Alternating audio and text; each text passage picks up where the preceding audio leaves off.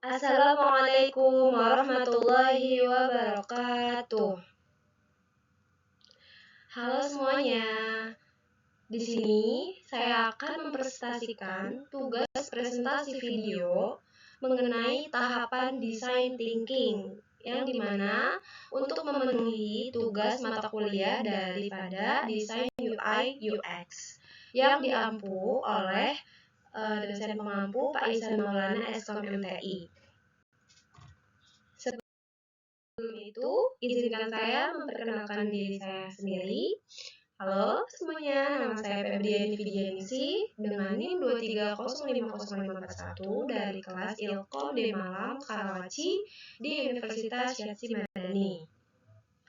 Nah, di sini ada akun Facebook saya yang bernama Febriani Fidianisi dan akun Instagram saya yaitu pp90_. Bisa kalian follow untuk kita saling sharing dan berbagi ilmu serta menambah relasi.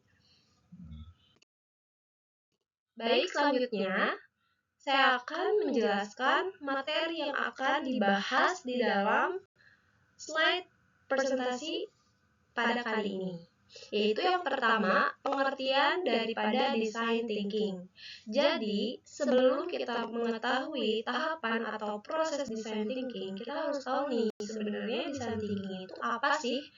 Nah, selanjutnya yang kedua baru kita mengetahui tahapan design thinking atau proses apa saja yang ada di dalam design thinking itu. Dan yang ketiga, kesimpulan. Baik, apa sih design thinking? Nah, design thinking adalah pendekatan kreatif untuk memecahkan masalah yang berfokus pada kebutuhan pengguna. Nah, dari sini saja kita sudah mengetahui ya, design thinking gitu. Jadi kita berpikir gitu. Atau bisa juga disebut design thinking adalah metode untuk memecahkan suatu permasalahan agar bisa bermanfaat bagi pengguna atau user experience atau pengalaman pengguna seperti itu. Nah, metode ini sering dipakai di dalam dunia teknologi, bisnis, dan inovasi produk karena membantu tim untuk berpikir dari sudut pandang pengguna. Jadi apa sih yang menjadi solusi terbaik untuk pengguna gitu, solusi daripada masalah pengguna itu. Nah, tujuannya itu ya ini teman-teman menemukan solusi yang benar-benar relevan dan bermanfaat bagi pengguna.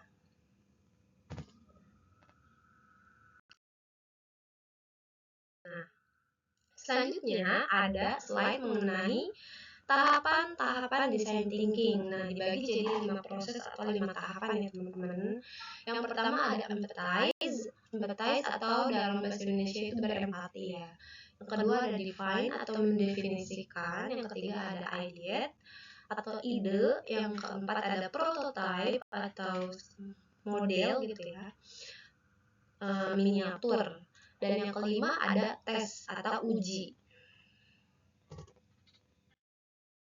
Nah, langsung saja empathize. Yang pertama, empathize. Kalau diterjemahkan di dalam bahasa Indonesia kan berempati ya teman-teman.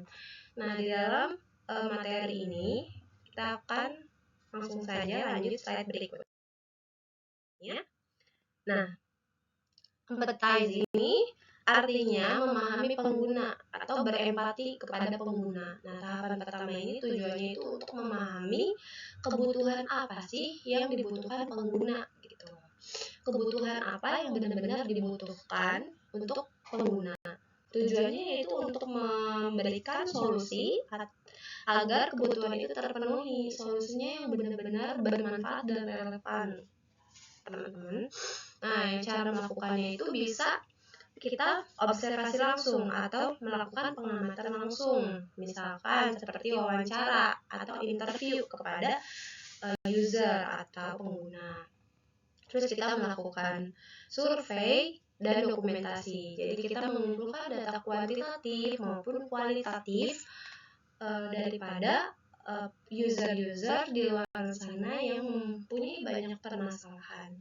Kita sebagai seorang desainer ya, atau seorang yang membuat desain, kita mau membantu mereka terhadap masalah-masalah tersebut, seperti itu.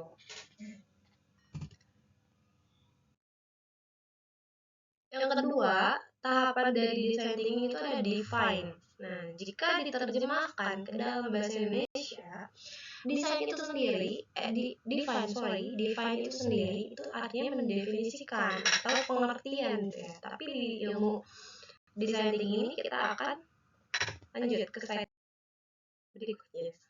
Nah, di sini ada artinya itu ternyata merumuskan masalah atau merumuskan permasalahan ya teman-teman. Jadi setelah kita memahami pengguna yang tadi ya, berempati atau berempathize, langkah selanjutnya itu merumuskan masalahnya. Jadi kita tahu nih masalah intinya itu apa gitu.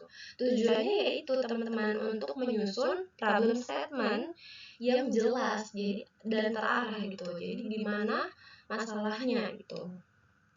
Nah, langkah-langkahnya itu yang pertama, kelompokkan hasil observasi. Jadi setelah kita melakukan pengamatan, banyak melakukan interview, wawancara, survei gitu ya. Nah, kita mengelompokkan hasil pengamatan itu, lalu kita membuat pernyataan masalahnya. Contohnya kayak mahasiswa kesulitan mengatur waktu untuk belajar karena kurangnya alat bantu atau tools untuk membantu mahasiswa tersebut mengingat jadwal belajar yang lebih fleksibel seperti itu. Nah, karena mahasiswa itu kesulitan manage waktu, kita sebagai seorang desainer ingin membantu gitu ya. Kita memberikan solusi kepada mahasiswa tersebut agar bisa mengingat jam belajarnya, jadi lebih fleksibel gitu ya. Dimanapun mereka bakal ingat ada gitu notifikasinya atau ada alat bantu atau toolsnya yang dimana bisa menjembatani mahasiswa tersebut dengan produk atau sistem yang akan dibuat seperti itu. Nah, selanjutnya tahapan design thinking yang ketiga ada ideate. Ideate sendiri adalah ide ya, jika diterjemahkan ke dalam bahasa Indonesia. Lanjut saja. Ideate ini adalah menghasilkan ide atau menuangkan ide. Nah, tahap ketiga ini waktunya untuk berpikir kreatif ya teman-teman. Jadi mencari sebanyak-banyak mungkin ide tanpa batasan, tanpa ada batasan ya teman-teman. Kalau ide di sini ide apapun ya yang di luar nalar, yang di luar kepala gitu ya, yang aneh-aneh itu bisa untuk dituangkan. Tidak ada ide yang salah ataupun benar. Tidak ada di sini. Jadi semua bisa dituangkan ya di dalam tahapan design thinking ideate ini. Tujuannya itu untuk apa? Nah, tidak semata-mata untuk kayak kita buat yang aneh-aneh enggak ya teman-teman. Tapi ada tujuannya. Tujuannya itu menghasilkan banyak alternatif solusi. Nah, alternatif solusi yang dimaksud itu jadi kan kita nih satu tim ada beberapa orang gitu. Kita menuangkan ide dari ide A, ide B, ide C itu akan dirembukin, dikumpulin jadi satu. Ide mana nih yang paling relevan gitu dengan permasalahan yang ada. Nah, yang kedua ini tujuannya mendorong tim berpikir di luar kebiasaan atau out of the box seperti itu. Cara melakukannya yang di sini saya berikan contohnya ada brainstorming. Jadi setiap anggota itu mengusulkan ide. Contohnya tadi ya, aplikasi pengingat belajar otomatis seperti itu. Nah, yang keempat, tahapan desainnya ada prototype atau model ya. Atau bisa juga kita sebut sebagai miniatur gitu ya. Kita membuat model, membuat miniatur seperti itu. Nah, prototype atau membuat model. Tahapan prototype ini mengubah ide menjadi bentuk nyata. Jadi ada bentuknya gitu, ada visualnya agar bisa diuji dan divisualisasikan. Prototype ini bukan produk akhir ya teman-teman ya. Jadi prototype itu sendiri adalah representasi dari representasi sederhana dari produk asli gitu, yang bisa diusulkan kepada user. Tujuannya untuk menguji ya teman-teman, apakah ide tersebut itu benar-benar bisa bekerja gitu. Dengan adanya prototipe ini kita tahu nih ide yang kita sampaikan itu bisa bekerja atau tidak, bermanfaat atau tidak. Kedua, memberikan gambaran yang lebih jelas, gambaran yang lebih nyata tentang bagaimana pengguna akan berinteraksi dengan produk. Nah, cara melakukannya kita membuat model sederhana dulu ya, kita bikin sketsanya, kita nulis dulu rancangannya, kita bikin alurnya kayak gimana kayak gitu teman-teman, atau kita bisa disebut juga dengan simulasi sistemnya. Kita bisa menggunakan alat bantu ya, toolsnya bisa berupa Figma ya teman-teman, atau Adobe XD, atau juga bisa banyak alat-alat bantu untuk simulasi sistem gitu. Kita juga atau bahkan bisa menggunakan kertas biasa teman-teman ya.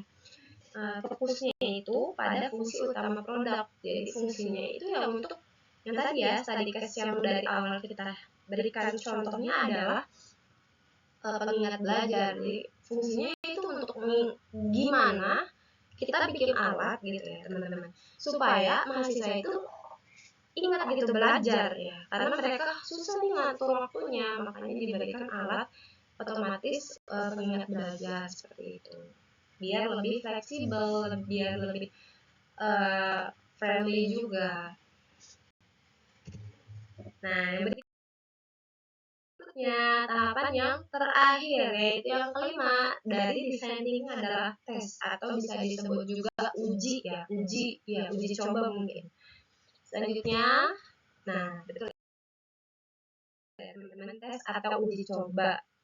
Tahap terakhir itu adalah menguji prototipe kepada pengguna ya, untuk melihat bagaimana mereka merespons solusi tersebut. Jadi kita tahu nih dengan diuji ya, mereka itu meresponnya seperti apa gitu. Tujuannya itu ya teman-teman, mengumpulkan umpan balik dari pengguna. Umpan baliknya berupa ada dua, ada positif, ada negatif. Mereka meresponnya seperti apa terhadap prototipe yang sudah diuji. Yang kedua, menilai apakah solusinya sudah efektif dan mudah digunakan atau belum, seperti itu.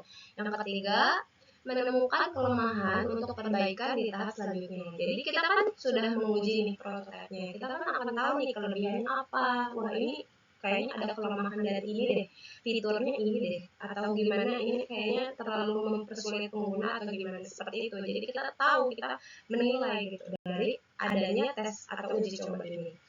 Nah, cara melakukannya beri kesempatan pengguna untuk mencoba prototipe. Jelas ya teman-teman ya. Jika prototipe sudah ada, kita uji, ya kita berikan gitu kepada pengguna atau user untuk bisa menilai. Contohnya mahasiswa menggunakan prototipe dari aplikasi pengingat belajar seperti itu. Baik, kita sudah ada di slide kesimpulan. Saya akan menyimpulkan gitu ya. Design thinking ini adalah proses yang iteratif ya teman-teman, berulang. Jadi dilakukan berulang secara terus-menerus dan fleksibel. Design thinking ini membantu menciptakan solusi yang inovatif, yang kreatif gitu ya, yang benar-benar relevan dan bermanfaat bagi user experience, user atau pengguna. Bukan hanya sekedar keren ya, keren boleh ya teman-teman ya, bagus banget, tapi yang lebih baik adalah yang lebih ini adalah bermanfaat atau dapat memecahkan permasalahan gitu ya, solusi terbaik gitu. Baik teman-teman, kita sudah di ujung slide. Nah, mungkin itu saja penyampaian presentasi saya pada hari ini mengenai tahapan desain thinking. Dari awal kita sudah mengetahui apa itu desain thinking ya teman-teman. Lalu tahapannya ada 5, empathize, idea, seperti itu, sampai kepada tes atau uji coba. Baik, itu saja mungkin dari saya. Terima kasih banyak teman-teman yang sudah menonton sampai akhir. Semoga ilmu yang saya jelaskan atau yang saya bagi sedikit ini bisa bermanfaat untuk kita, untuk saya sendiri dan teman-teman semua. Kurang dan lebihnya saya minta maaf. Sampai jumpa di lain kesempatan. Jangan lupa like, comment, and subscribe akun saya untuk bisa melihat video-video agar kita saling membagi ilmu dan kita juga bertambah interaksi di dunia maya. Seperti itu. Baik teman-teman, wassalamualaikum warahmatullahi wabarakatuh. Sehat selalu. Bye-bye.